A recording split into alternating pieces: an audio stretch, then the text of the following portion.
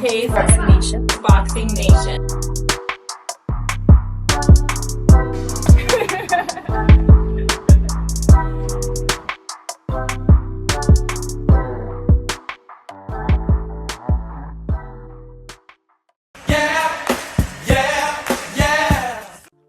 Dante's Boxing Nation, what's going on, guys? So today was truly a crossroads day in the sport of boxing because you had two fighters today.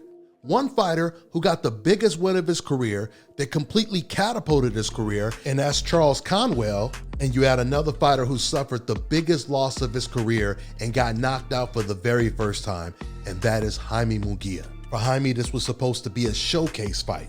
It wasn't supposed to be a difficult fight at all. He was fighting in his own backyard in Mexico. He was supposed to win this fight with ease and move on to bigger and better things. Maybe fight against Berlanga or Caleb Plant or someone like that. But instead, he gets derailed by a complete unknown by the name of Bruno Saras, who might end up becoming Canelo Alvarez's next opponent.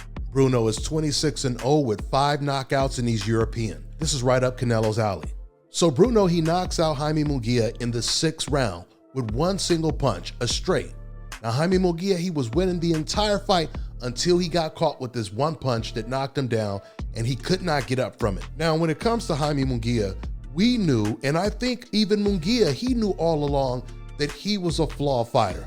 This is the reason why he never fought Jamal Charlo or Demetrius Andrade when he was their mandatory for years. Now Jaime Munguia, he was successful at what he was planning on doing, which is protect his record until he gets a big payday.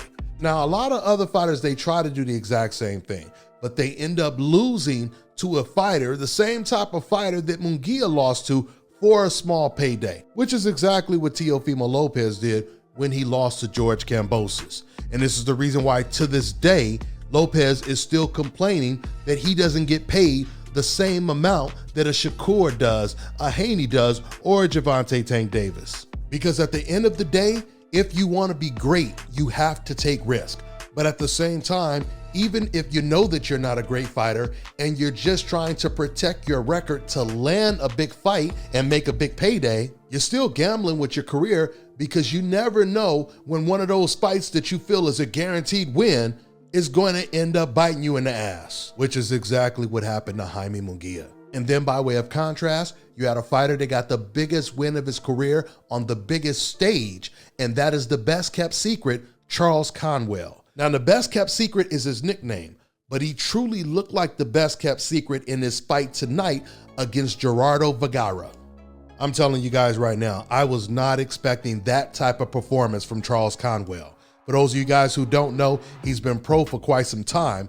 Matter of fact, he was on the Olympic team with Shakur Stevenson. But in 2022, he had like a 2-year layoff. But now he's back active, he's signed to Golden Boy, and he's already fought 3 times this year. Now he stopped Vergara in the 7th round, but I was impressed the way he stopped him. He has this calmness to him while he's been an aggressive fighter coming forward. And he is really, really good at catching and shooting, going to the body and rolling with the punches while walking his opponent down. And this is exactly what Conwell did.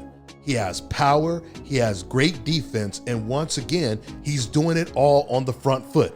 But you could tell if he needs to, he can box as well because he's also a very good counterpuncher. And Conwell, he fights in one of the deepest divisions in the sport of boxing, 154.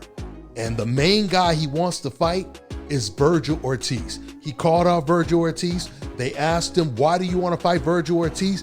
He says, because I can beat him. And he definitely would beat Vergil, without a doubt about it. Vergil is tailor-made for Conwell.